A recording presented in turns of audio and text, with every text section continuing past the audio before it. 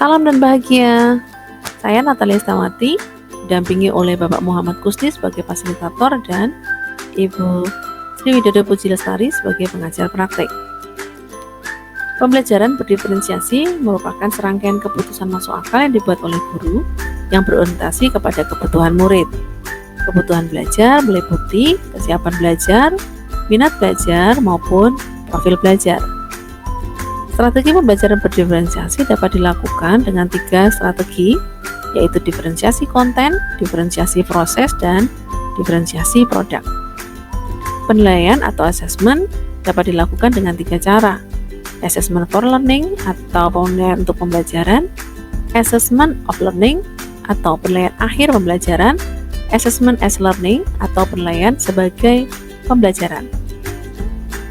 Berikut ini saya akan memaparkan analisis skenario pembelajaran yang mengimplementasikan pembelajaran berdiferensiasi yang beragam yang terdapat di LMS, dimulai dari jenjang TK.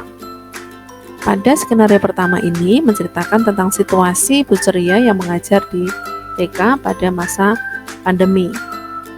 Beliau menggunakan strategi pembelajaran berdiferensiasi, baik pembelajaran dengan diferensiasi konten, proses maupun produk, dengan melihat kepada kebutuhan murid. Demikian analisis. Yang pertama, kebutuhan belajar murid yang berusaha dipenuhi oleh Bu Ceria dalam skenario tersebut adalah kesiapan belajar, minat belajar, dan profil belajar murid. Bagaimana cara guru menentukan kebutuhan belajar muridnya? Cara yang sudah dilakukan oleh Bu Ceria pada skenario itu adalah: yang pertama, kebutuhan akan kesiapan belajar. Di awal pembelajaran, guru Bu Ceria mengobservasi hingga telah memahami kesiapan belajar anak. Sebagian besar mereka telah memahami materi dan ada 4 anak memang yang masih perlu pendampingan. Lalu guru memberikan kegiatan yang bervariasi menyesuaikan kesiapan belajar anak dengan mereview singkat untuk sebagian besar anak yang telah memahami dan pendampingan secara daring untuk anak yang belum memahami. Jadi ini merupakan cara bagaimana Bu Ceria menentukan kebutuhan belajar murid-muridnya. Lalu bagaimana cara guru menentukan kebutuhan belajar murid? Yang berikutnya tentang minat belajar. Bu Ceria memberikan pilihan kegiatan pembelajaran untuk menerapkan konsep yang dipelajari sesuai minat anak. Anak dapat memilih angka, benda maupun tempat kegiatan sesuai minat mereka. Misalnya 5 sendok di rumah, 7 lembar daun kering di luar rumah, 10 tutup botol di dapur, dan sebagainya. Kemudian, untuk kebutuhan profil belajar, cara Bu Ceria adalah memberikan pilihan kegiatan belajar sesuai dengan gaya belajar anak. Ini dapat diamati dengan guru memberikan instruksi belajar dalam 2 moda. Secara tertulis yang kemudian Bu Ceria kirimkan melalui pesan WhatsApp kepada orang tua murid. Yang kedua, dengan audio yang ia kirim juga melalui pesan suara di WhatsApp. Nah, guru memberikan kesempatan kepada anak untuk memilih waktu belajar mereka yang sesuai dengan keadaan mereka. Yang kedua, strategi pembelajaran berdiferensi apa yang dilakukan atau digunakan oleh Bu Ceria? Strategi pembelajaran yang dilakukan oleh Bu Ceria adalah diferensiasi konten.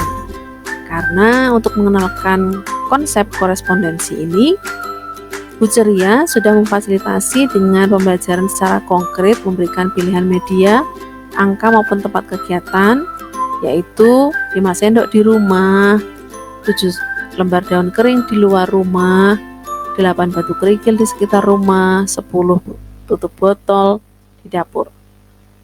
Dalam diferensiasi konten berdasarkan pilihan belajar, guru menggunakan 2 moda, yaitu secara daring selama 30 menit untuk semua anak, secara daring dan tambahan luring memberikan video pembelajaran untuk anak yang belum memahami.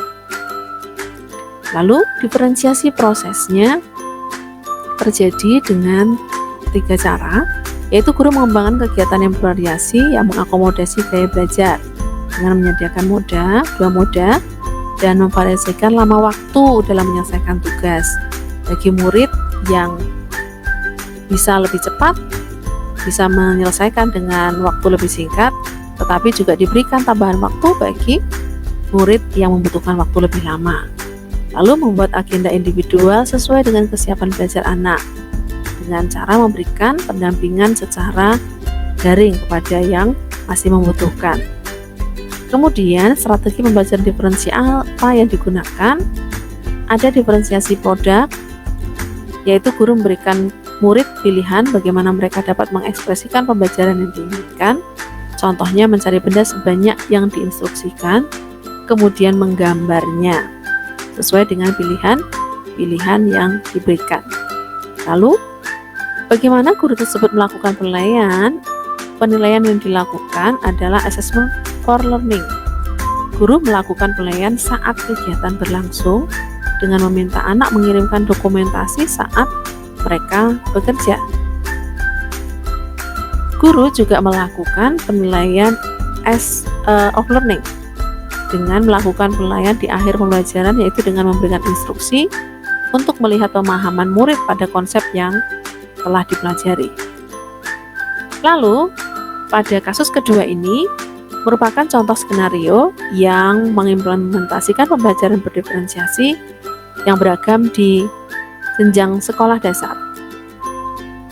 Pada skenario yang kedua ini, situasinya terjadi di sekolah dasar oleh Pak Dermawan yang akan mengajar murid-muridnya tentang materi IPA.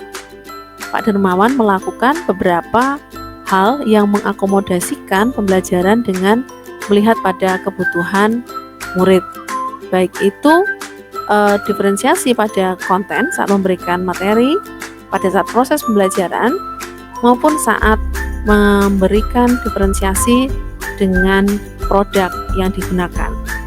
Penilaian juga dilakukan dengan penilaian beberapa cara penilaian sesuai dengan kebutuhan murid dan kebutuhan pembelajaran. Nah, berikut analisisnya. Yang pertama, kebutuhan belajar murid yang berusaha dipenuhi oleh Pak Dermawan pada situasi tersebut adalah ketiga kebutuhan belajar, yaitu kesiapan belajar, minat belajar, maupun profil belajar murid. Bagaimana cara Pak Dermawan menentukan kebutuhan belajar muridnya? Berikut beberapa cara yang sudah dilakukan oleh Pak Dermawan dalam situasi tersebut, yaitu dengan kesiapan belajar murid. Saat merencanakan pembelajaran, Pak Dermawan mempersiapkan beberapa sumber belajar yang menurutnya akan membantu murid-muridnya belajar sesuai kebutuhannya. Pak Dermawan mengelompokkan murid berdasarkan tingkat kemampuan membaca murid. Nah, dari minat murid, Pak Dermawan menyediakan berbagai macam buku bacaan yang meningkatkan minat siswa dalam menggali informasi. Bacaan yang disediakan itu meliputi buku bacaan, artikel, maupun komik sains. Pak Dermawan menyiapkan beberapa aktivitas dengan tujuan sama, yaitu agar murid memahami cara kerja sistem pencernaan. Lalu, profil belajar murid yang berusaha dipenuhi oleh Pak Dermawan adalah preferensi terhadap lingkungan belajar. Di kelas Pak Dermawan tidak ada komputer, tetapi Pak Dermawan tetap mencoba mengunduh lewat handphonenya sebuah video singkat yang menjelaskan tentang materi belajar tersebut. Preferensi budaya, murid diperbolehkan memilih cara mengerjakan tugas, misalnya bersama dengan teman atau juga boleh sendiri. Lalu, preferensi gaya belajar, yaitu kinestetik, dengan melakukan wawancara dengan petugas UKS. Yang visual, boleh memilih memberikan materi melalui video, gambar, atau komik sains. Dengan audio, Pak Dermawan melakukan diskusi dan tanya jawab dengan murid. Lalu, strategi pembelajaran berdiferensi apa yang digunakan oleh Pak Dermawan pada situasi tersebut? Dia melakukan 3 strategi, yaitu diferensiasi konten, proses, maupun produk.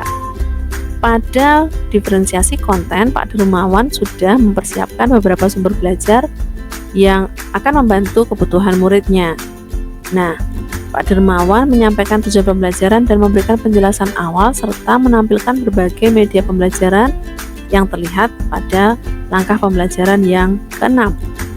Kemudian diferensiasi proses, Pada saat proses diskusi kelompok, terlihat pada langkah pembelajaran ke-9, tampak dari kegiatan yang dilakukan Pak Dermawan yaitu menggunakan penilaian berjenjang, membentuk kelompok diskusi berdasarkan kemampuan membaca murid, menggunakan pertanyaan pemandu atau tantangan.